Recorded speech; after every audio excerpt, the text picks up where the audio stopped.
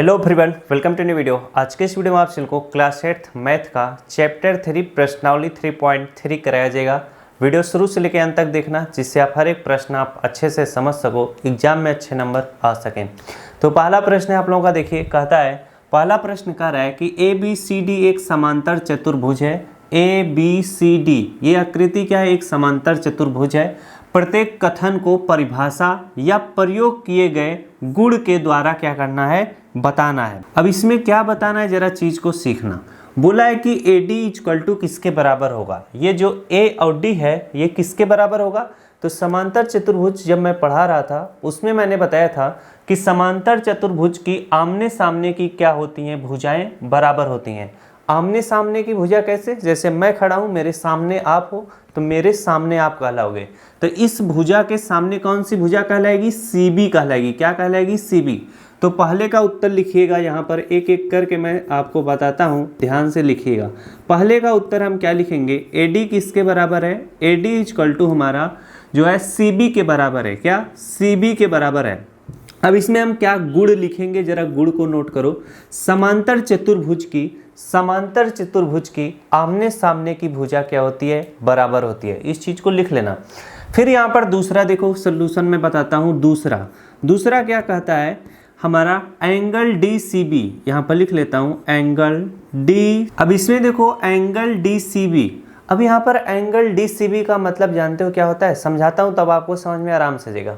जैसे देखो angle DCB, तो जो बीच में रहता है वही क्या होता है? कोण आपका पूछा जाता है। जैसे यहाँ पर देखो बोला है कि एंगल DCB, तो C बीच में है ना, तो ये वाला एंगल, अब ये वाला एंगल किसके बराबर होगा? तो ये वाला एंगल हमेशा अपने सामने वाले एंगल के बराबर होता है। तो इस एंगल को हम क्या नाम देंगे? DAB। अब A बीच में आ गया तो इसे लिखेंगे एंगल DCB किसके बराबर होगा? Angle DAB। एंगल किसके? DAB। अब इसका गुण हम लोग लिखेंगे। क्या गुण लिखेंगे? कि समांतर चतुर्भुज के आमने सामने के जो कोण होते हैं वह समान माप के होते हैं। इसे नोट करो। अब आते हैं हम तीसरा हमारा क्या है? OC किसके बराबर है? यहाँ पर तीसरा लिखते हैं। OC हमारा किसके बराबर है भाई साहब? OC। अब OC जरा खोजो कहाँ पे है? यहाँ पर देखो O है, यहाँ पे C है, तो ये हमारा जो O और C है ये एक लाइन है। अब यहाँ से एक लाइन यहाँ तक आई, फिर यही लाइन यहाँ से यहाँ तक बढ़ती है, तो इस लाइन को हम लोग क्या बोलते हैं? विकर्ण बोलते हैं। पूरी लाइन को हम लोग क्या बोलेंगे? विकर्ण बोलेंगे। उसी तरह से D से जो B तक लाइन गई है ये भी हमारा क्या है? विकर्ण है। तो यहाँ पर सिर्फ और सिर्फ आपको बोल क्या रहा है, जरा ध्यान देना। OC जो लाइन है, चाहे OC बोलो चाहे CO बोलो, या किसके बराबर है भाई साहब? या हमारी बराबर है OA के। क्यों लिखेंगे अभी बताता हूं। तो यहाँ पर लिख लो OC इक्वल टू हमारा क्या? OA के बराबर है। क्या? OA। अब यहाँ पर हम गुण लिखेंगे। क्या गुण लिखेंगे? कि समांतर चतुर्भुज के जो विकर्ण होते हैं वह एक दूसरे को समद्विभाजित करते हैं। समद्विभाजित का मतलब आधा आधा करते हैं। क्या? आधा। जैसे एक लाइन यहाँ पर मैं ड्रा कर दूं, यहाँ से मैं एक कट मार दूं, ये 5 सेंटीमीटर है। अगर मैं बोलूँ ये समद्विभाजित है तो ये भी 5 सेंटीमीटर ही होगी। बात समझ में आएगी नहीं? तो यही बोला था कि OC हमारा किसके बराबर है? OC हमारा किसके बराबर है? OA के बराबर है। जितना OA होगा उतना OC भी होगा। बात समझ में आया? अब इसका गुणधर्म आप नोट कर लो। यहाँ पर हमारा अगला है चौथा। हमारा क्या कहता है? चौथे को नोट करो। यहाँ पर मैं 4th नंबर डालता हूँ। हमारा यम, फिर इसके बाद यम लिखा है, इसको छोड़ दो, बस आपको एंगल से मतलब। मैंने बताया कि अगर एंगल DAB लिखा है तो बीच वाला जो A रहेगा वही हमारा कोण निकलता है। यहाँ पर लिखा है यम है तो यम लिख दो भाई साहब। एंगल DAB, क्या? DAB हमको किससे मतलब है? A से। फिर इसके बाद प्लस यहाँ पर फिर यम लिखा है, फिर एंगल CDA। क्या? CDA। अब यहाँ पर भी बीच वाला D है, वो हमारा क्या? एंगल होगा। अब जरा इसको ध्यान दो और समझो। एंगल DAB, ये हमारा क्या हो जाएगा? एंगल हो जाएगा। एंगल DAB क्या है हमारा? ये वाला एंगल DAB। फिर इसके बाद प्लस का चिन्ह बनाया है, एंगल CDA। अब हमारा क्या है? Angle CDA। तो यहाँ पर दूसरे कलर से कर देता हूँ। ये हमारा एंगल C, फिर एंगल D, फिर A। अगर हम यहाँ से क्या करें, ये DAB जो हमारा है, फिर इसके बाद ये वाला एंगल पूछा है, क्या हमारा ए क्या है बीच में, फिर सी डी ए, फिर हमारा डी बीच में है, तो ये वाला एंगल पूछ रहा है। तो जो हमारा समांतर चतुर्भुज के जो ये जैसे ये एंगल है, इस एंगल से सटा हुआ कौन है, ये एंगल है और ये वाला एंगल है। बात समझ में आई कि नहीं। तो हमसे सिर्फ पूछा है एंगल ए और एंगल डी। तो ये हमारा अगर इन दोनों एंगलों को जोड़ते हो तो कितने अंश के बराबर होता है, 180 अंश के। क्यों? क्योंकि जो हमारा समांतर चतुर्भुज है उसके जो आसन्न कोण होते हैं वो 180 डिग्री के बराबर होते हैं। ये इसका गुण है। तो यहाँ पर हम लिखेंगे भाई साहब angle D A B plus angle C D A, हमारा गुण क्या लिखेंगे, समांतर चतुर्भुज के आसन्न जो कोण होते हैं, इनको आसन्न कोण कहते हैं, वो हमारे क्या होते हैं, 180 अंश के बराबर होते हैं। तो पहला क्वेश्चन तो हमारा बड़े ही आसानी से क्या हुआ, खत्म हो गया। अब हम चलते हैं अपने नेक्स्ट प्रश्न की तरफ। अगला प्रश्न हमारा है दूसरा। देखिए क्या कहता है, कह रहा है कि निम्न समांतर चतुर्भुजों में अज्ञात x y z के मानों का मान ज्ञात करिए। बस आपको x y z का मान ज्ञात करना है। अब कैसे मान ज्ञात करना है, पहला चित्र हमारा क्या है, पहले चित्र को जरा नोट करो। यहाँ पर मैं क्या लिख देता हूँ, सलूशन लिख देता हूँ। अब मैं एक एक करके मैं क्या करूँगा, पहले ये पहला वाला चित्र को सलूशन करूँगा, फिर दूसरा का, फिर तीसरा का, फिर चौथे का। बात समझ में आई कि नहीं। तो एक एक कर का सलूशन करूँगा, मिटाते जाऊँगा, उसे कॉपी पे नोट कर लेना, फिर दूसरे को समझाऊँगा। यहाँ पर देखो हम सबसे पहले क्या निकालते हैं, जो हमारा यक्स है, यक्स कितने अंश का होगा।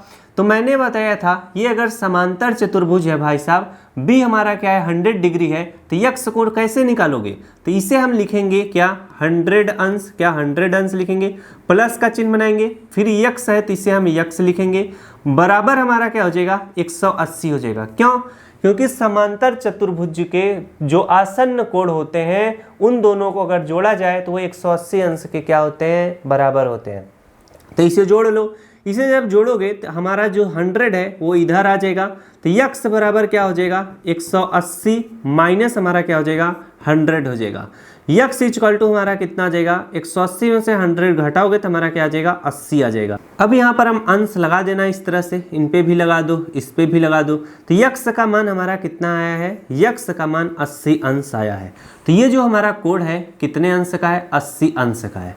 अब हमसे पूछेगा यक्स का मान तो हमने निकाल लिया, अब हम अगर y का मान निकाला जाए तो कैसे बताओगे, y बराबर लिखोगे, y बराबर कितना 100 लिख देना। क्या y बराबर 100। अब इसका क्यों y बराबर 100 है, क्योंकि समांतर चतुर्भुज के जो आमने सामने के कोण होते हैं वह समान होते हैं। क्या होते हैं, समान।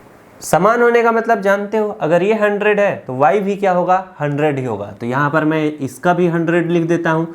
अब यहाँ पर z का मान कैसे निकाला जाएगा, z बराबर आप लिख देना, z बराबर क्या 80 लिख देना। कैसे, क्योंकि ये इसमें भी तो समांतर चतुर्भुज के आमने सामने का जो कोण होगा वह समान माप का होगा। अगर यक्स 80 है तो z भी क्या होगा 80 होगा। तो ये देखो हमारा पहला वाला काफ़ी आराम से क्या हुआ, निपट गया कि नहीं। अब हम चलिए पढ़ते हैं दूसरा वाला।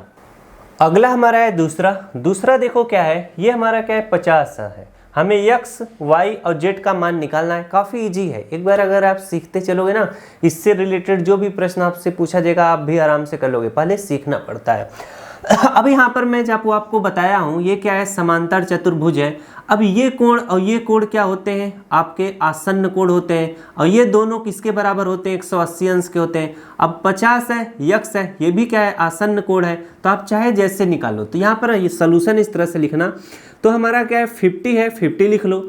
इसको यार बड़ा कर देता हूँ तब मजा आएगा ना। यहाँ पर मैं 50 इस तरह से लिख देता हूँ, इसके बाद प्लस का चिन्ह बनाता हूँ। अब यहाँ पर यक्स है तो यक्स लिख लो, बराबर किसके होगा 180 के। गुण क्या लिखोगे, समांतर चतुर्भुज के जो आसन्न कोण होते हैं वह 180 डिग्री के बराबर होते हैं, यानी समपूरक कोण होते हैं। अब यहाँ पर हम यक्स का मान निकालेंगे। यक्स इक्वल टू हमारा कितना आ जाएगा 180 अंश, यहाँ पर लिख दो भाई साहब अंश, 180 अंश माइनस क्या 50 अंश कर दो। और जब घटाओगे तो यक्स का मान कितना निकल कर आएगा, यहाँ पर क्या आ जाएगा 30 अंश आ जाएगा। कितना 30 अंश। तो हमारा यक्स का जो मान आया है वह कितना आया है 30 अंश आया है। तो यक्स की जगह पर 30 अंश लिख दो। अब यहाँ पर देखो यक्स का जो आमने सामने का कोण है वो क्या है, y है। तो y इक्वल टू क्या लिखोगे, y इक्वल टू क्या लिखोगे, 30 डिग्री लिखोगे। क्या 30 डिग्री लिखोगे, क्यों? क्योंकि y इक्वल टू यहाँ पर आप इस तरह से लिखना, y इक्वल टू कितना, यक्स लिखना, और यक्स का मान कितना है, यक्स का मान हमारा क्या है, 30 डिग्री है। यहाँ पर गुण लिखना कि समांतर चतुर्भुज के आमने सामने के कोण जो होते हैं वो समान माप के होते हैं। अगर यक्स 30 अंश का है तो y भी क्या होगा, 30 अंश का होगा। अब आपको निकालना है z का मान। z का मान कैसे निकलेगा जरा ध्यान देना। अब यहाँ पर ध्यान से जरा समझना, एक लाइन जो है अगर इस तरह से काटती है तो जो कोण ये होगा वही कोण क्या होगा, ये भी होगा। तो मैंने जब बताया था ये वाला अगर चीज समझोगे तो इसे हम लोग क्या बोलते हैं, संगत कोण बोलते हैं। क्या, संगत कोण। क्या, संगत कोण।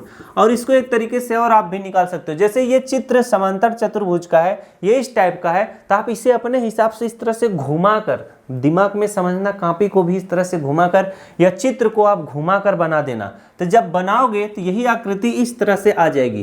तो यहाँ पर जो ये लाइनें यहाँ पर खत्म हो जाती हैं, इसको आप अपने मन से इस तरह से बढ़ा भी सकते हो समझने के लिए। बात समझ में आई कि नहीं? इस तरह से अपने मन से बढ़ा लिया जाता है समझने के लिए। ये जब बढ़ाना तो बगल में चित्र बना के बढ़ाना, उस पर लिख रफ वर्क लिख देना। बात समझ में आई कि नहीं? और इससे जब बढ़ाओगे तो ये आपकी आकृति देखो क्या है, एक पैरेलल लाइन इस तरह से क्या है, पैरेलल लाइन गई हुई है, उस पे ये क्या कर रही है, लाइन कट मार रही है। जब कट मार रही है तो ये जो अंश बना हुआ है, फिर ये जो अंश बना हुआ है, इसको हम लोग बोलते हैं क्या, संगत कोण बोलते हैं। क्या, संगत कोण। तो संगत कोण क्या होते हैं, एक दूसरे के बराबर होते हैं। अगर यक्स 30 अंश है तो जेड भी क्या होगा, 30 अंश होगा। तो यहाँ पर लिखोगे यक्स अंश इक्वल टू क्या, आपका जेड। क्या, जेड। यहाँ पर इस तरह से लिखो, यक्स इक्वल टू हमारा क्या हो जाएगा, यक्स इक्वल टू हमारा क्या हो जाएगा, जेड के। तो यक्स हमारा क्या है, 30 अंश का है, तो जेड भी हमारा क्या होगा, 30 अंश का ही होगा। गुण हम क्या लिखेंगे, गुण लिखेंगे समांतर चतुर्भुज के जो संगत कोण होते हैं वह एक दूसरे के बराबर होते हैं। अगर यक्स क्या होगा 30 अंश का तो जेड भी 30 अंश का। ये सारी चीजें थ्योरेटिकल हैं, इनको आपको याद रखना पड़ेगा। जब याद रख रहोगे तभी ऐसे सवाल क्या कर पाओगे, कर पाओगे। अगला प्रश्न है हमारा तीसरा। देखो ये हमारा क्या है, मस्त प्रश्न है, इस प्रश्न को ध्यान से समझो। जैसे यहाँ पर देखो मैं चीज बताता हूँ, पहले ध्यान से उस चीज को समझ लो। यहाँ पर मैं क्या करता हूँ, एक लाइन इस तरह से बनाता हूँ। जैसे यहाँ पर एक लाइन इस तरह से बनाया, और यहाँ पर आपको इस ये जो आकृति अब बना रहा हूँ, इस टाइप की आकृति अगर कहीं पे भी दिखाई दे तो ये आकृति हमेशा 90 अंश को बताती है। कहीं पर भी इस तरह का चिन्ह अगर आपको दिखाई दे तो समझ लो वहाँ कितने अंश का कोण है, 90 अंश का कोण बना हुआ है। अगर लिखा नहीं है तो आप लिख दो आराम से। अब ये सवाल आप आराम से लगा ले जाओगे। कैसे? यहाँ पर हमसे बोला है यक्स वाई जेड का मान बताना है, यक्स वाई और जेड का मान बताना है। अब यहाँ पर जरा ध्यान दो, ये जो आकृति बनी हुई है, मैंने अभी बताया ये आकृति क्या दर्शाती है कि ये 90 अंश का कोण है। कितने अंश का, 90 अंश का। इसको थोड़ा यार छोटा कर ही दूं। ये हमारा कितने अंश का है, 90 अंश का कोण है। अब यहाँ पर समांतर चतुर्भुज में जरा ध्यान देना, समांतर चतुर्भुज या एक लाइन इस तरह से गई हो, दूसरी लाइन इस तरह से गई हो, अगर ये क्या होगा 90 अंश का कोण होगा तो ये भी क्या होगा, 90 अंश का कोण होगा। इसको हम लोग बोलते हैं वर्टिकली अपोजिट एंगल, यानी शीर्षाभिमुख कोण। बात समझ में आई कि नहीं?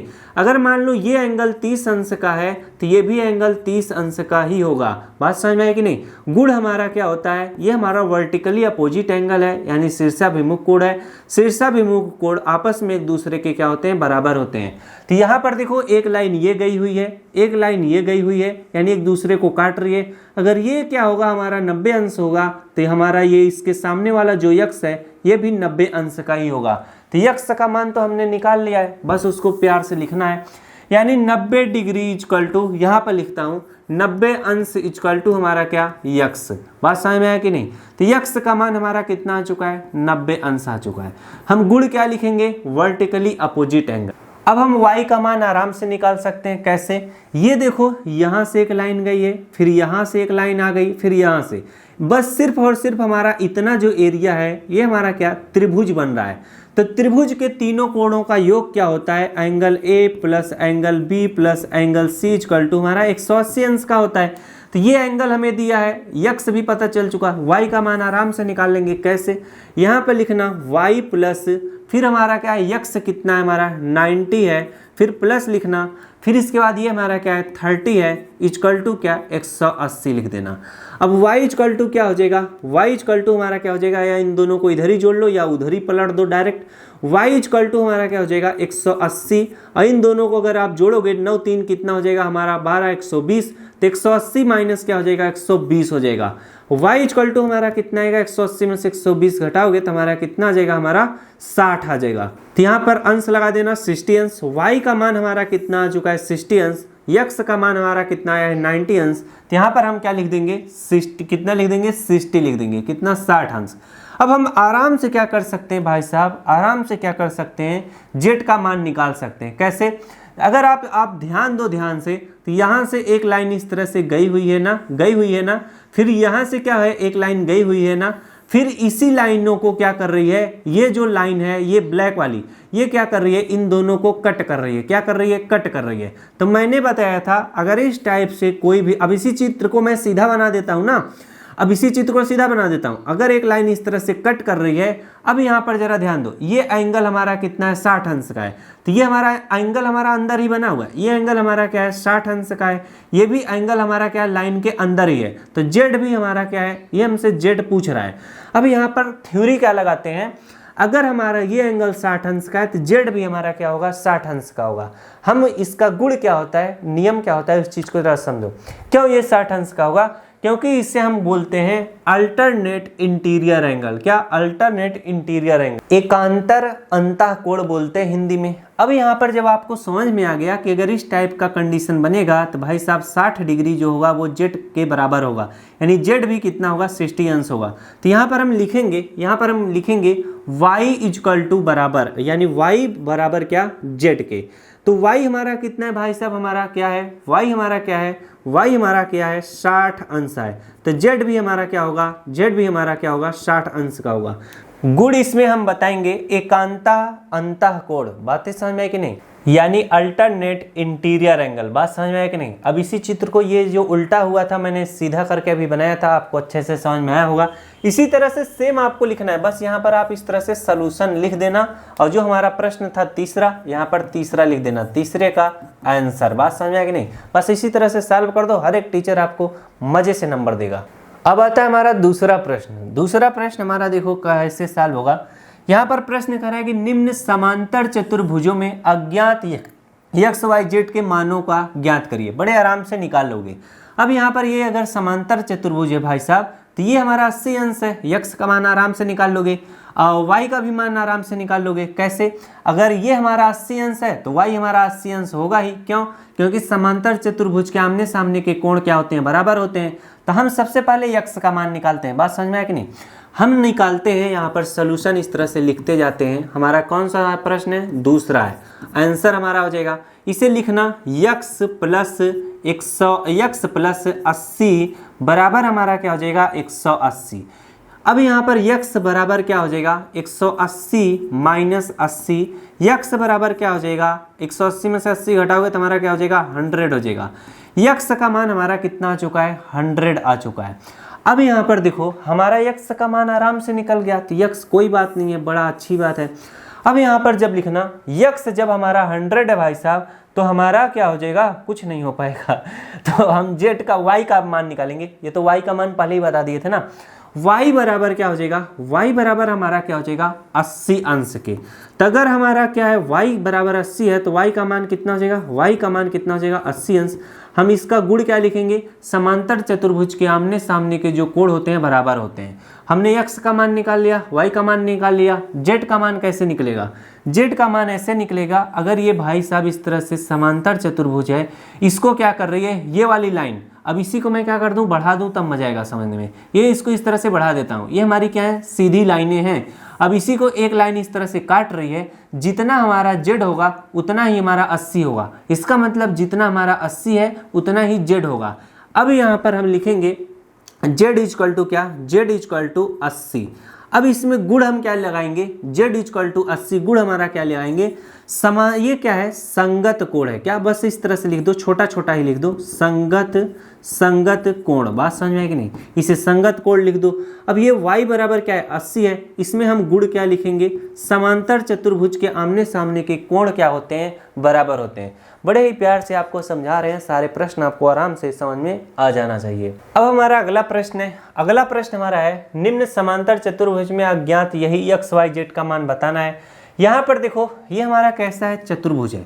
अगर ये 112 अंश है तो y भी हमारा क्या होगा, 112 अंश होगा। कैसे, इसको पहले ही लिख देते हैं, y बराबर क्या, y बराबर 112 अंश, 112 अंश। कैसे, समांतर चतुर्भुज के आमने सामने के जो कोण होते हैं वो बराबर होते हैं, वही चीज़ हम यहाँ पर लिख देंगे। इतना मैंने लिख दिया, सॉल्यूशन भाई साहब लिखते हुए चलो। फिर इसके बाद हमारा क्या है, यहाँ पर जरा ध्यान दो, x का मान निकालना है, सिर्फ इतने अंश का। तो ये देखो, ये लाइन आई है, फिर ये लाइन गई है, फिर ये लाइन गई है, सिर्फ और सिर्फ इतना क्या बन रहा है, त्रिभुज बन रहा है।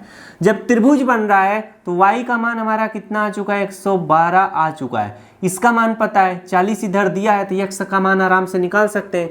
तो हम लिखेंगे 112 प्लस क्या लिखेंगे, 40 प्लस क्या लिखेंगे, हमारा क्या है, x है, प्लस x लिखेंगे, बराबर क्या हो जाएगा, 180। क्यों, क्योंकि त्रिभुज के तीनों अंतः कोणों का योग क्या होता है, 180 अंश के बराबर होता है। तो अगर इन दोनों को जोड़ोगे, 112 और 40 जोड़ोगे तो हमारा कितना हो जाएगा, 2, फिर यहाँ पर 4 एक कितना हो जाएगा, 5, फिर यहाँ पर बचेगा 1, 152 प्लस क्या हो जाएगा, x बराबर 180, x बराबर हमारा हो जाएगा 180 माइनस 152 हो जाएगा। जब घटाओगे तो x बराबर आ जाएगा, 10 में से 2 घटाओगे 8 आ जाएगा, 7 में से 2 घटाओगे तो कितना हो जाएगा, हमारा 2 हो जाएगा। फिर यहाँ पर 1 में से गया 0, 28 अंश। x हमारा कितना आ चुका है भाई साहब, 28 अंश आ चुका है। तो x की जगह पर 28 अंश लिख दो। अब x बराबर हम लिखेंगे, x बराबर है किसका, z के। x बराबर क्या है, z के। तो x हमारा कितना है, x हमारा कितना है, x हमारा क्या है, 28 अंश है। तो z भी हमारा क्या होगा, 28 अंश ही होगा। बात समझ में आई कि नहीं। क्यों, क्योंकि एकांता अंतः कोण है। क्या, एकांता अंतः कोण है, अल्टरनेट इंटीरियर एंगल होने के कारण अगर x हमारा क्या है, 28 अंश है, तो z भी हमारा क्या होगा, 28 अंश ही होगा। यही गुण हम क्या यहाँ पर लिख के बता देंगे। तो आशा करता हूँ मेरे द्वारा बताया जा रहा जो तरीका है, जो नियम है, काफ़ी अच्छे तरीके से आपको समझ में आ रहा होगा। सारे प्रश्नों को नोट करते हुए चलिएगा। अगला प्रश्न है हमारा, देखिए तीसरा प्रश्न है। ये हमारा कैसा प्रश्न है, क्या एक चतुर्भुज ABCD बोल रहा है कि एक चतुर्भुज ABCD समांतर चतुर्भुज हो सकता है यदि बोला है angle D plus angle B equal to 180। यहाँ पर ध्यान देना, ये वाली लाइन, क्या एक चतुर्भुज समांतर चतुर्भुज हो सकता है। तो सबसे पहले यहाँ पर मैं क्या कर देता हूँ, एक चतुर्भुज इस तरह से बना देता हूँ। क्या बना देता हूँ, चतुर्भुज, समांतर चतुर्भुज बना रहा हूँ। और यहाँ पर एक इस तरह से मैं क्या कर देता हूँ, चतुर्भुज बना देता हूँ। क्या बना देता हूँ, चतुर्भुज बना देता हूँ। बात समझ में आई कि नहीं। अब हम लोग पहले वाले प्रश्न से क्या करते हैं, सवाल को हल करना सीखते हैं। यहाँ पर सॉल्यूशन इस तरह से लिख देना। यहाँ पर बस आपको बताना है, चित्र नहीं बनाना है, बस बताना है। क्या बताना है कि angle D plus angle B 180 degree है।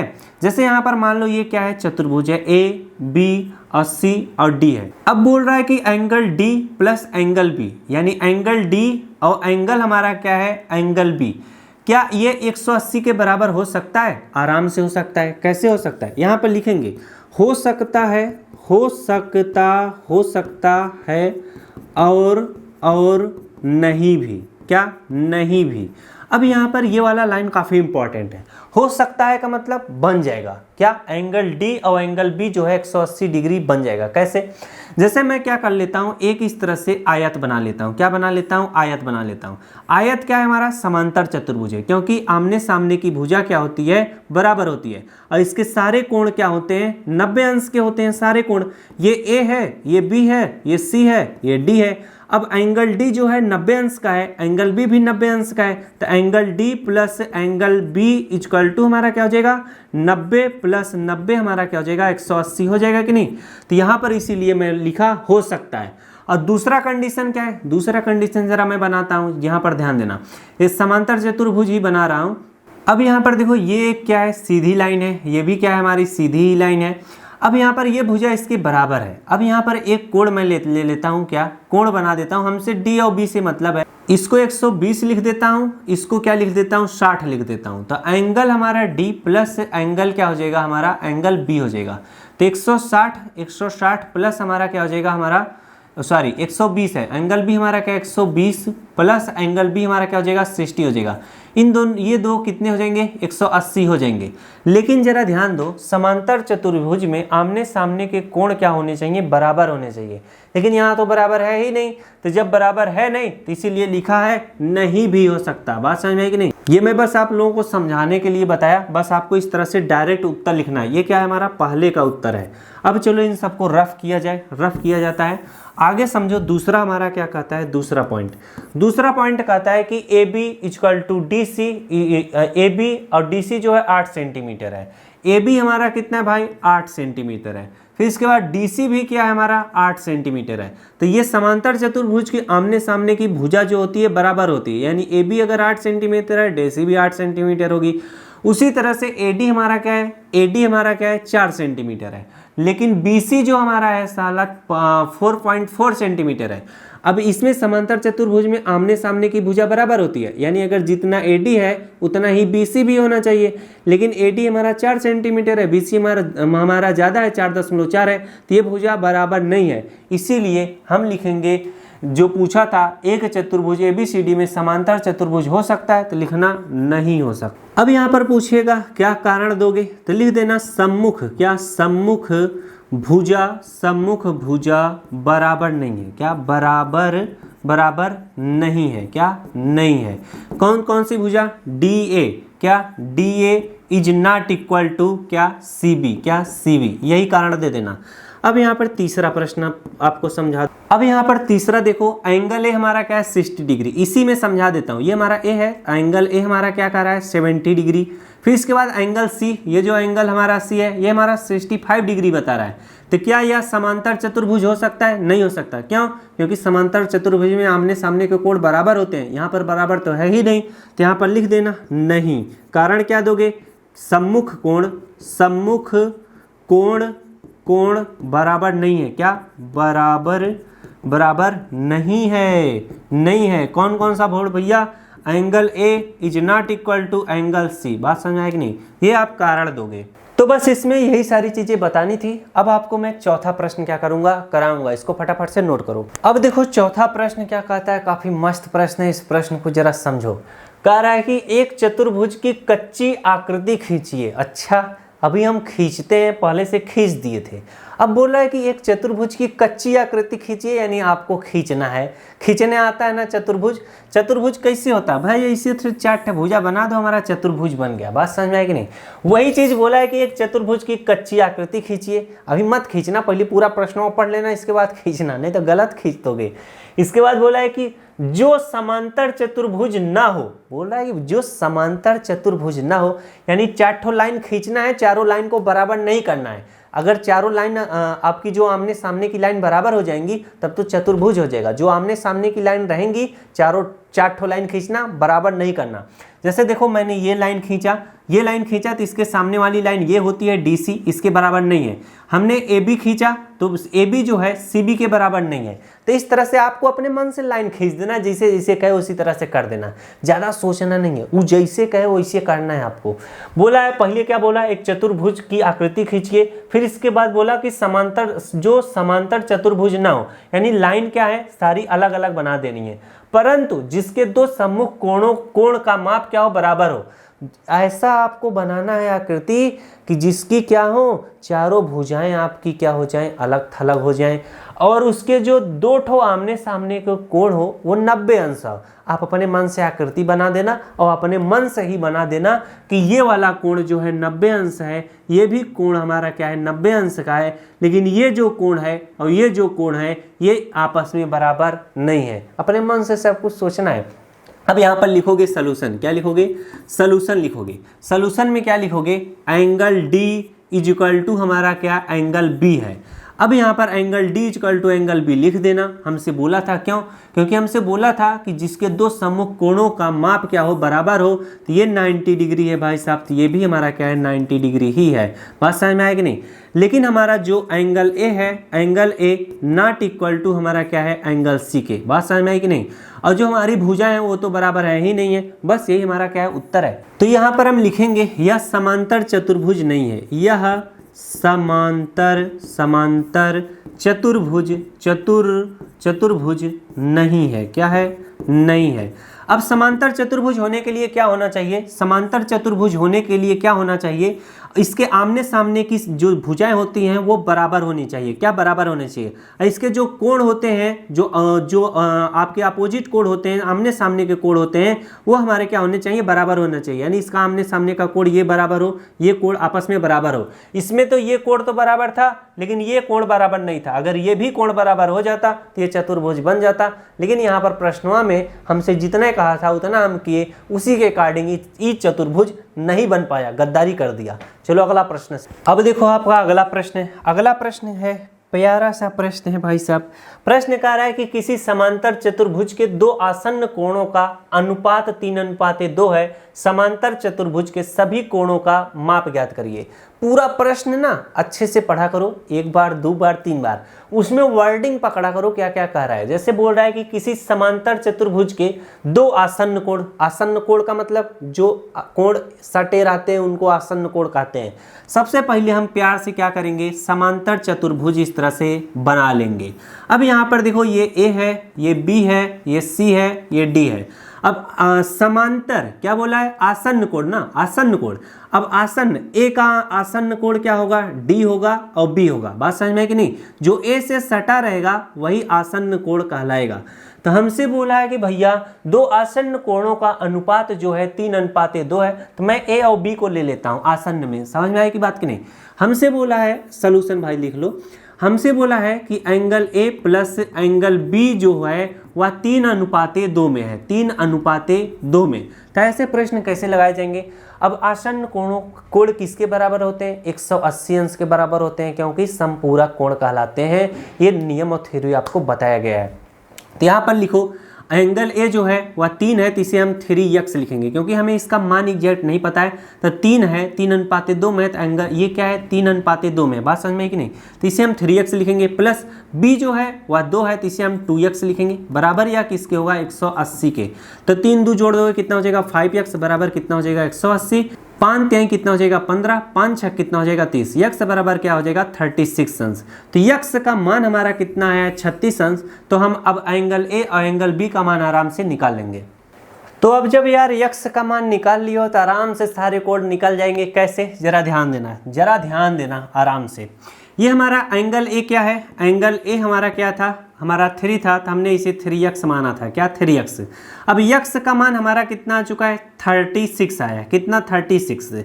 तो हम क्या करेंगे, 3x है तो इसी में हम क्या करेंगे, यक्स की जगह पर 36 रख देंगे। तो 3 इंटू कितना हो जाएगा, 36। तो एंगल ए हमारा कितना निकल कर आ जाएगा, 36 कितना हो जाएगा, 18 का 8 हासिल, 3 53 कितना हो जाएगा, 10 हो जाएगा, 108 अंश।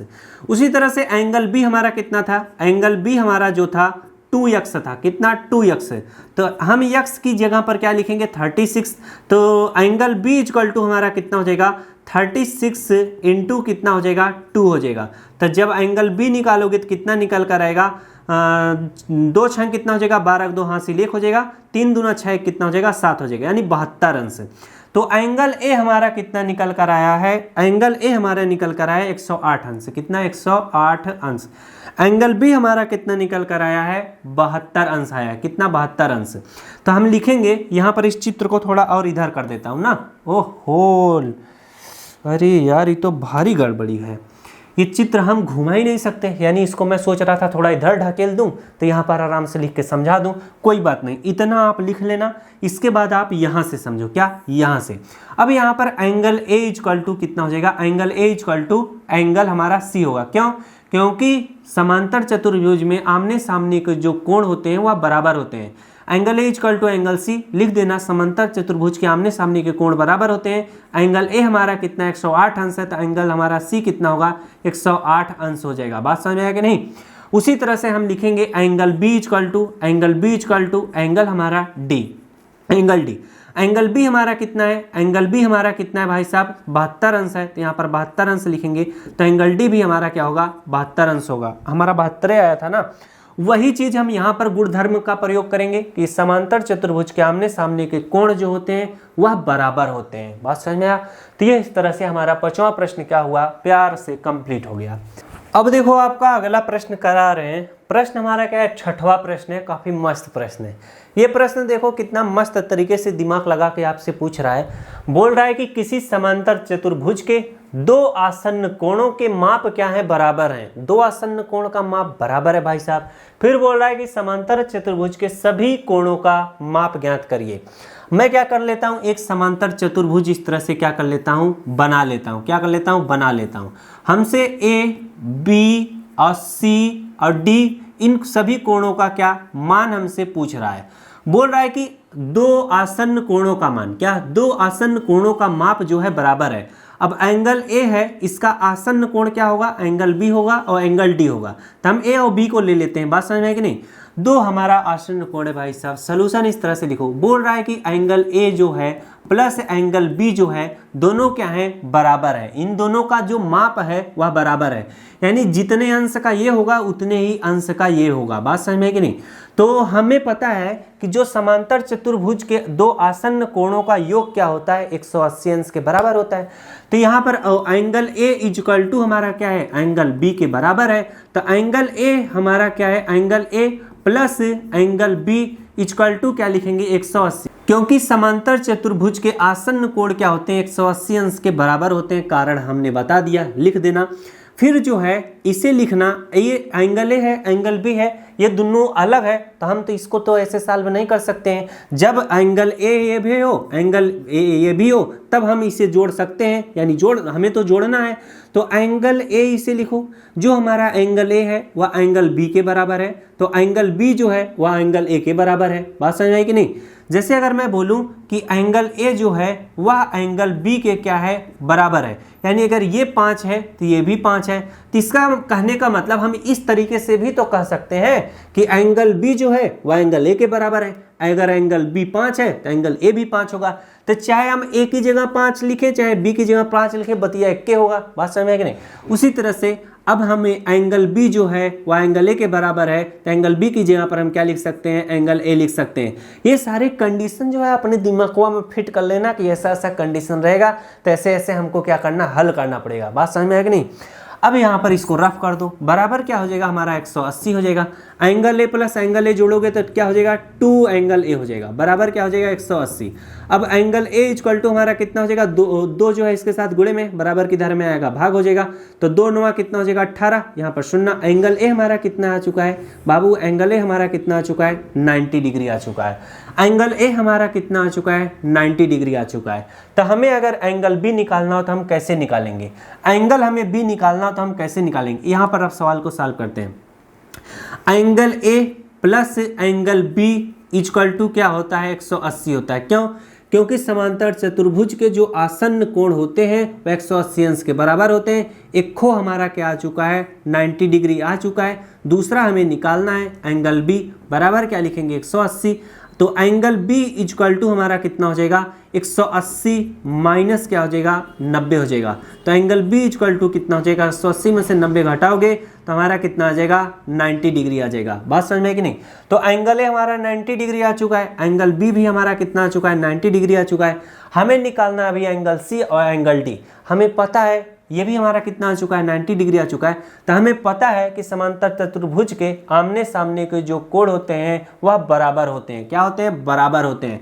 तो यहाँ पर हम लिखेंगे इस तरह से, एंगल क्या, angle A equal to angle सी।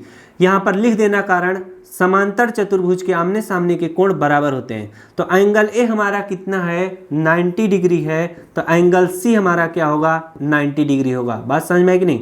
यानी एंगल सी इक्वल टू क्या, 90 डिग्री लिख देना। वही कारण इस तरह से लिख देना, एंगल बी इक्वल टू हमारा क्या, एंगल डी लिख देना।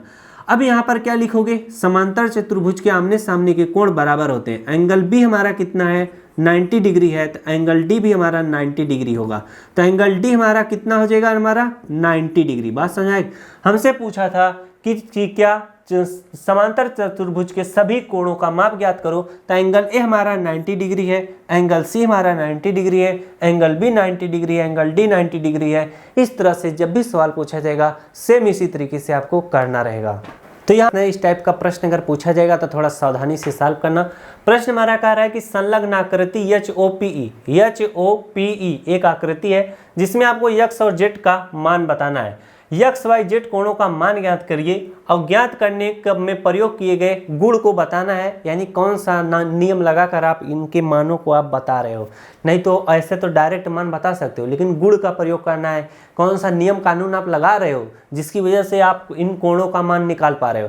अब यहाँ पर जरा ध्यान दो, इस प्रश्न को बहुत बेहतरीन तरीके से समझाता हूँ। यहाँ पर देखो ये 40 अंश दिया है, z का मान निकालना है, x का मान निकालना है, y का मान निकालना है। तो यहाँ पर मैं एक क्या कर लेता हूँ, इस तरह से लाइन खींच के आपको समझाने का प्रयास करता हूँ। अब ये देखो हमारा क्या है, समांतर चतुर्भुज है, यहाँ से एक लाइन आके ये इस तरह से कट कर देती है, तो ये वाला कोण हमारा कितना बन जाता है, 40 अंश का बन जाता है। अगर ये 40 है तो ये भी हमारा क्या होगा, 40 अंश का होगा। और यहाँ पर ये वाला कोण हमारा क्या है, y है। इसमें हम क्या नाम देंगे, क्यों, अगर ये 40 है तो ये भी 40 बन गया। मैंने ये समझाया, ये हमारा क्या होता है, एकांतर अंतः कोण होता है, एकांतर अंतः कोण, जिसे इंग्लिश में अल्टरनेट इंटीरियर एंगल कहते हैं। अल्टरनेट इंटीरियर एंगल यानी एकांतर अंतः कोण होने के कारण अगर यह 40 अंश है तो y भी हमारा 40 अंश होगा, ये नियम है। तो यहाँ पर लिखो इस तरह से सॉल्यूशन प्यार से आराम से। अब हम यहाँ पर लिखेंगे 40 अंश इक्वल टू हमारा क्या हो जाएगा, y, यानी y हमारा क्या हो जाएगा, 40 अंश होगा। नियम क्या लिखेंगे, एकांतर कोण, एकांतर अंतः कोण होने के कारण, बस इतना लिख दोगे काफी है। इसके बाद हमारा y का मान निकल कर आ चुका है, y हमारा कितना है भाई साहब, 40 अंश है। अब हमें क्या निकालना है, z का मान निकालना है। तो z का भी मान आपको मैं निकालना बताता हूँ। यहाँ पर देखो HO जो है ये एक सीधी लाइन है, इस तरह से सीधी लाइन खींच दो। ये क्या करती है, एक लाइन इस तरह से आती है, एक लाइन इस तरह से आ गई, फिर क्या होती है, एक लाइन इस तरह से आती है, एक लाइन इस तरह से आ गई। तो ये जो आई है यहाँ पे 70 अंश बनाई है, क्या 70 अंश बनाई है। अगर ये 70 अंश है तो ये हमारा पूरा एंगल कितना होगा, 70 अंश का ही होगा। बात समझ में आई कि नहीं, कितने अंश का होगा, 70 अंश का होगा।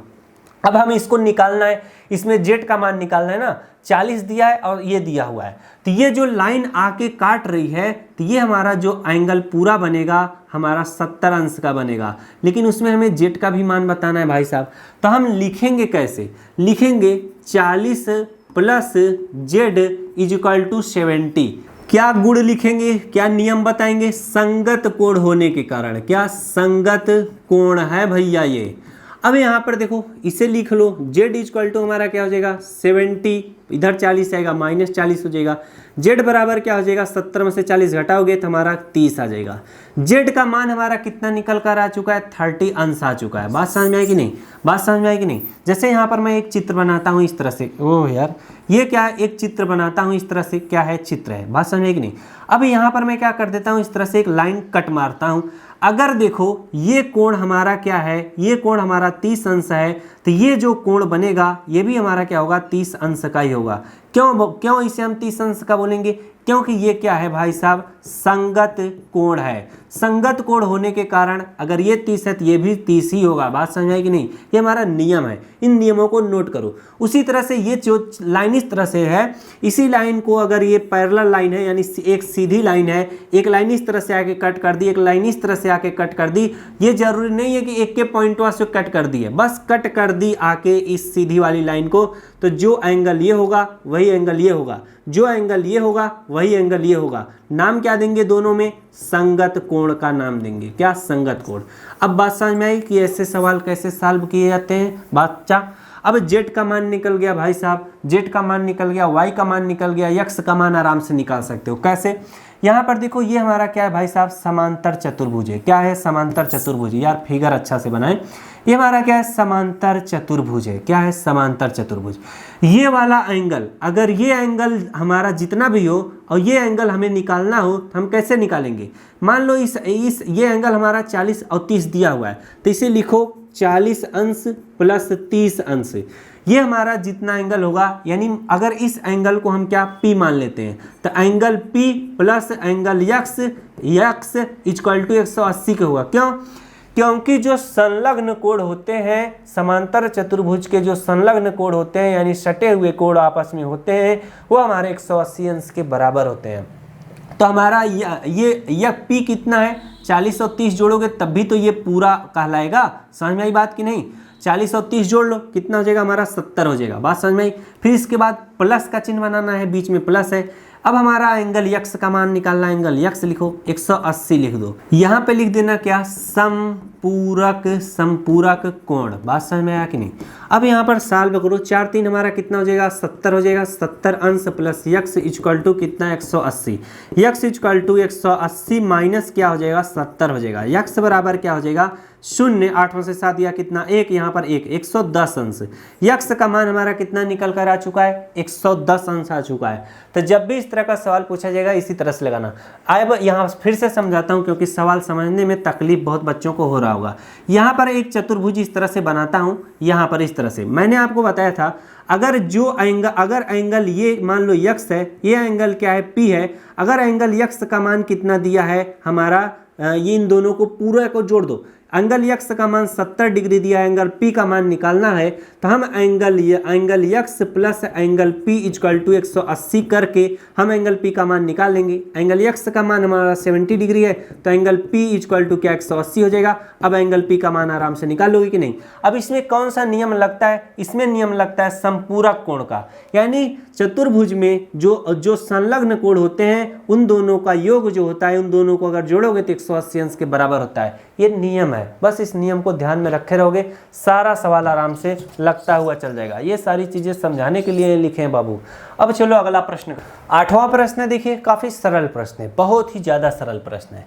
यहाँ पर देखो बोल रहा है कि निम्न आकृतियां, ये पहली वाली है GUNS और दूसरी वाली है RUNS। यहाँ पर RUNS है। अब x तथा y का मान आपको ज्ञात करना है, यानी कितना सेंटीमीटर है लंबाई है। अब यहाँ पर जरा ध्यान दो, ये समांतर चतुर्भुज है, बोला है समांतर चतुर्भुज, तो जितना GU होगा उतना ही SN होगा, जितना GS होगा उतना ही UN होगा। अब सवाल को हम लगाते हैं, सॉल्यूशन पहला नंबर का। अब यहाँ पर लिखना GN इक्वल टू क्या हो जाएगा हमारा, GU इक्वल टू हमारा क्या हो जाएगा? GU इक्वल टू हमारा हो जाएगा SN। क्या? SN। नियम क्या है? नियम है समांतर चतुर्भुज के आमने सामने की जो भुजा होती है बराबर होती है। अब GU अगर आपका 26 है तो हमारा GU आपका क्या है आपका यार? GU आपका कितना है?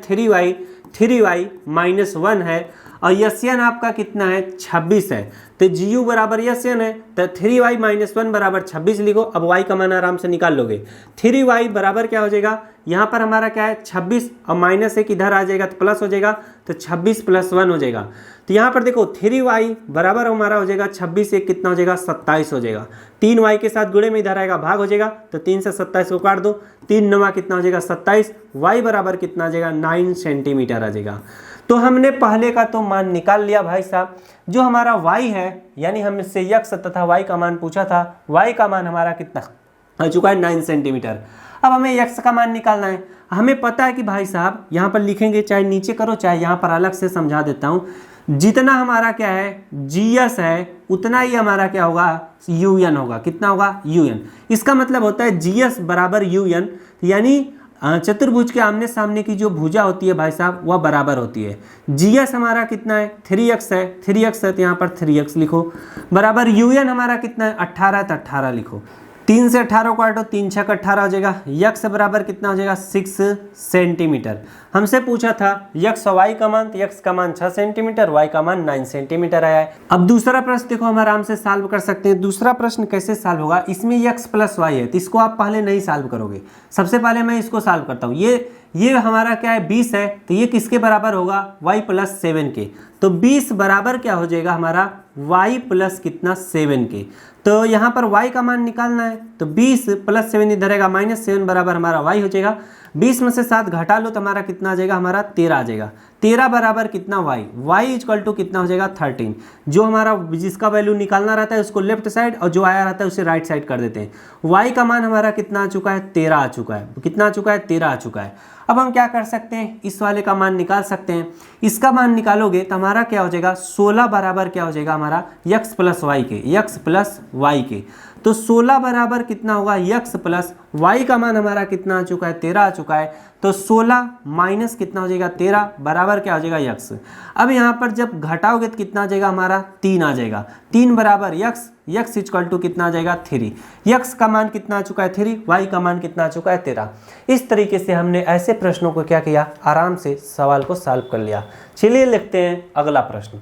अभी देखो हमारा अगला प्रश्न है। प्रश्न हमारा कह रहा है नीचे दिए गए आकृति में RIS के तथा CLUE दोनों समांतर चतुर्भुज हैं, x का मान ज्ञात करिए। बात समझ में आ रहा है कि नहीं।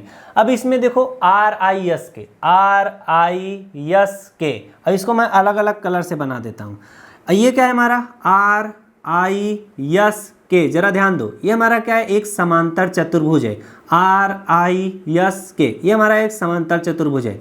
उसी तरह से CLUE क्या है हमारा CLUE, यहां से हमारा देखो CLU, इसके बाद हमारा क्या गया है E गया है, फिर यहां से आके यहां पर मिलेगा। तो ये हमारा क्या है एक अलग समांतर चतुर्भुज है। ये जो हमारा बना है RIS के, ये हमारा क्या है एक अलग समांतर चतुर्भुज है। यहाँ आपको कैसे समझ में आएगा, लाइन में बना देता हूँ ये वाली, तब आपको आराम से समझ में आ जाएगा। बात समझ में आई कि नहीं। ये हमारे क्या है अलग समांतर चतुर्भुज हैं दो ठो। हमें क्या करना है, बोला है x का मान ज्ञात करना है। x हमारा कहाँ पे है, यहाँ पे है। अब यहाँ पर जरा ध्यान दो, ये जो रेड वाली लाइन है यहाँ पे आ गई है, ये पॉइंट है आपका। बात समझ में आई। फिर ये जो ब्लू वाली लाइन है, फिर यहाँ से ब्लू वाली लाइन है। ये जो आकृति आपको बन रही है त्रिभुज बन रहा है। बात समझ में आई कि नहीं।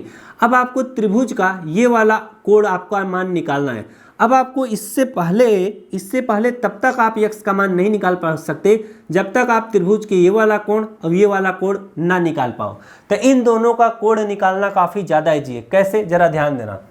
हम लिखेंगे अगर ये रेड वाला, जरा ध्यान दो, ये क्या है रेड वाला अलग प्रकार का चतुर्भुज है। अगर ये 70 अंश है तो ये भी क्या होगा, एंगल जो हमारा ई बनेगा ये भी हमारा 70 अंश ही बनेगा। कैसे, समांतर चतुर्भुज के आमने सामने के कोण क्या होते हैं, बराबर होते हैं। अब मैं लिखता हूँ, जरा ध्यान देना, तभी आपको समझ में आएगा। यहाँ पर सोल्यूशन लिख देता हूँ।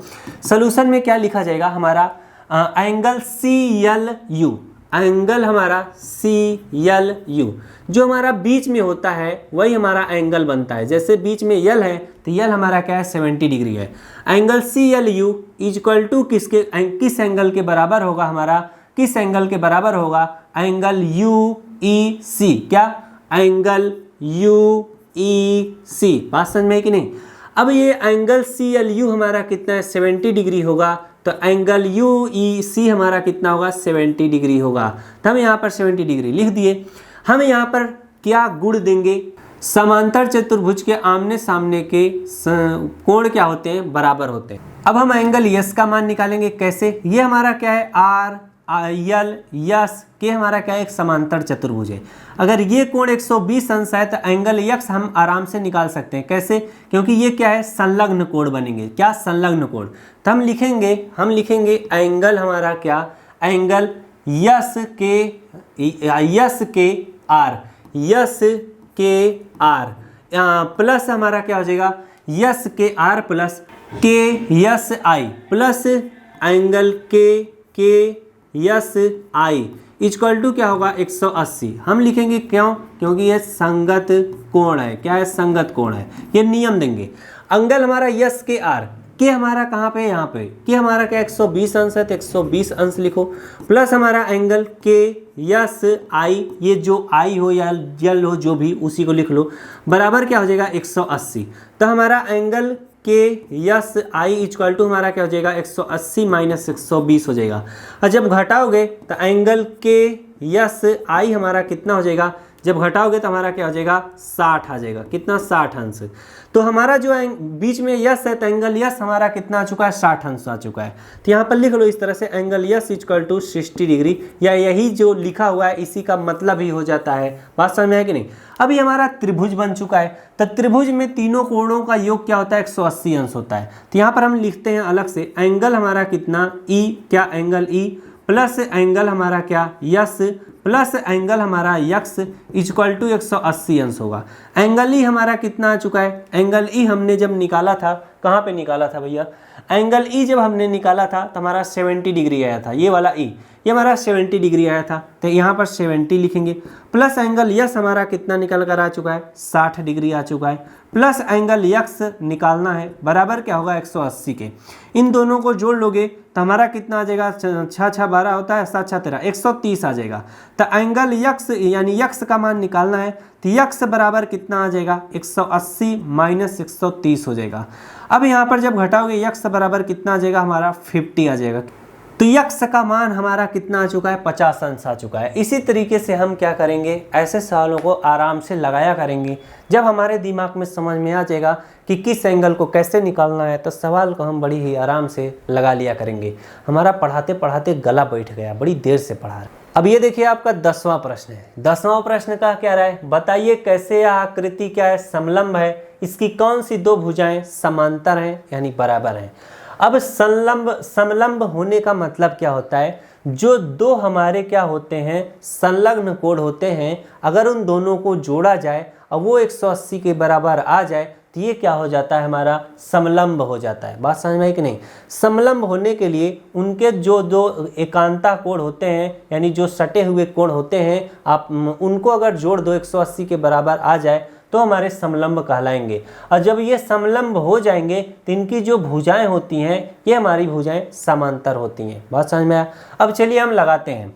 अब अगर हम लगाएंगे तो एंगल हमारा क्या यम प्लस एंगल हमारा क्या यल इक्वल टू 180 होता है, होना चाहिए। एंगल यम हमारा कितना है भैया 80 अंश है, प्लस एंगल यल कितना है 100 है। अब ये क्या अगर इससे आप जोड़ोगे तो 180 हो गया कि नहीं, 180 के बराबर हो गया। तो ये हमारे जब बराबर हो गए तो बस आप इतना लिख देना, आपका उत्तर क्या हो जाएगा एकदम राइट मान लिया जाएगा। अगला प्रश्न देखिए आपका 11वां प्रश्न है। क्या रहा है कि एंगल सी का मान आपको ज्ञात करना है यदि ए बी और डी सी क्या हो बराबर हो, ए बी और डी सी क्या हो बराबर हो। यहाँ पर हमें एंगल सी का मान निकालना है। कहने का मतलब अगर इस तरह से हमें क्या कर दिया जाए, दो इस तरह से समांतर लाइन है, इस तरह से एक रेखा इसको कट कर रही है। अगर बी हमारा यही क्या है ये समांतर रेखा है ना, तो अगर ये हमारा क्या बन रहा है एंगल बी 120, तो एंगल सी हमसे पूछ रहा है ये हमारा क्या है 120 है, हमसे क्या पूछ रहा है सी, एंगल सी पूछ रहा है। तो इसमें कौन सा नियम होता है, जब दो समांतर रेखा हो और एक तिर्यक रेखा उसको काट रही है तो एक ही साइड के कोण दोनों कोणों का योग 180 के बराबर होता है। कैसे लिखेंगे, सोल्यूशन यहाँ पर मैं लिखता हूँ। इसे लिखा कैसे जाएगा, नीचे लिख देता हूँ। लिखा कैसे जाएगा 120 plus angle C equal to 180।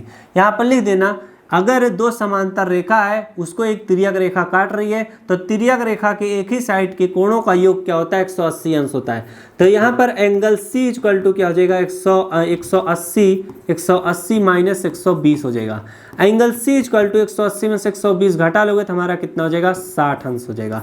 तो एंगल सी का मान कितना निकल कर आ चुका है 60 अंश आ चुका है। ये सारे थ्योरम आपको याद रहने चाहिए तभी आप लगा पाओगे। कितना पिद्दी भर का सवाल था। अब ये देखो 12वां प्रश्न है, काफी झक्कास प्रश्न है। इस प्रश्न को कैसे सॉल्व किया जाए थोड़ा अभी हमको भी जोश आया हुआ है क्योंकि लास्ट प्रश्न है और आप भी क्या हो गए लास्ट प्रश्न में मजे आ गया होगा। यहाँ पर देखो प्रश्न क्या कर रहा है, आकृति इतना में एंगल पी और एंगल यस, एंगल पी और एंगल यस आपको क्या करना है निकालना है। कैसे निकलेगा जरा ध्यान दो कैसे निकलेगा। यहाँ पर क्या होती है, ये क्या है हमारी समांतर रेखा है। अगर इस रेखा को मैं क्या कर दूं इस तरह से बढ़ा दूं और ये जो रेखा है इसको इस तरह से बढ़ा दूं क्योंकि हमसे लिखा हुआ है S P equal to R Q. ये जो एस पी वाली रेखा है आर क्यू वाली रेखा है दोनों समांतर रेखा है। अब जब दोनों समांतर रेखा है इस पे पी क्यू जो है एक तिर्यक रेखा कट कर रही है तो जो एंगल ये 130 है तो ये एंगल क्या होगा, ये एंगल क्या होगा 130 plus angle P equal to 180 के बराबर होगा। कारण क्या है क्योंकि जब दो समांतर रेखाओं को तिर्यक रेखा काटती है तो उसके एक ही साइड के जो कोण होते हैं उन दोनों कोणों का योग 180 अंश के बराबर होता है। कपिया पे लिख लो यार, कितना लिखूंगा। अब यहाँ पर सोल्यूशन लिखता हूँ, बात समझ में आएगा ना। सोल्यूशन लिखता हूँ 130 प्लस एंगल कितना हमारा P, या इस तरह से एंगल P इक्वल टू हमारा कितना 180 होगा। क्या कारण लिखोगे, दो समांतर रेखाओं को जब एक तिर्यक रेखा काटती है उसके एक ही साइड के दोनों कोणों का योग 180 अंश होता है। तो तिर्यक, बस यहाँ पर लिख देना यार, तिर्यक रेखा एक ही तरह यानी एक ही साइड के कोणों का योग यानी दो कोणों का योग 180 होता है। अब यहाँ पर हम लिखेंगे angle P equal to 180 minus 130, angle P equal to कितना 50 अंश, कितना 50 अंश। एंगल P हमारा कितना आ चुका है 50 अंश आ चुका है। अब हमें एंगल यस का मान निकालना है। ये हमारी क्या है, समांतर रेखा है। ये हमारी यस आर हमारी क्या हो जाएगी, तिर्यक रेखा। जैसे यहाँ पर देखो ये हमारी समांतर रेखा है, इसके बाद इसको एक रेखा इस तरह से कट कर रही है। ये हमारा एंगल यस है, ये हमारा एंगल क्या है, आर है। क्या है, एंगल आर है। अब जो एंगल आर है इस तरह का जब भी चिन्ह बने, मैंने क्या बताया था, हमेशा वहाँ 90 डिग्री बनता है। तो अगर यहाँ पर देखो दो समांतर रेखाओं को एक तिर्यक रेखा अगर काटती है तो उसके जो एक ही साइड के कोण दोनों होते हैं उन दोनों कोणों का योग क्या होता है, 180 होता है। यही चीज़ तो बताया जा रहा है। तो यहाँ पर लिखो angle S plus angle R हमारा कितना है, 90 डिग्री है, या इसी को लिखो angle S plus angle R equal to कितना 180। एंगल यस का मान निकालना है प्लस एंगल आर का मान 90 डिग्री है equal to 180। Angle S equal to कितना हो जाएगा 180 माइनस कितना 90। तो ये एंगल यस इक्वल टू क्या हो जाएगा 90 डिग्री। 180 में से 90 घटाओगे 90 आएगा। तो एंगल यस का मान कितना आ चुका है 90 डिग्री आ चुका है। यहाँ पर आप कौन सा नियम और कानून बताओगे, तिर्यक रेखा के एक ही तरह के बने दोनों कोणों का योग 180 होता है। बस यही लिखना है। तो आशा करता हूँ मेरे द्वारा बताया गया तरीका आपको अच्छे से समझ में आया होगा। मेरा भी गला वला बैठ गया है, चलता हूँ पानी वानी पीता हूँ कुछ, तब जाके थोड़ा एनर्जी आएगा। काफ़ी देर से क्लास ले रहा था। मिलते हैं नेक्स्ट क्लास में। और वीडियो अच्छी लगी तो वीडियो को जरूर लाइक करना। Thanks for watching, I love you.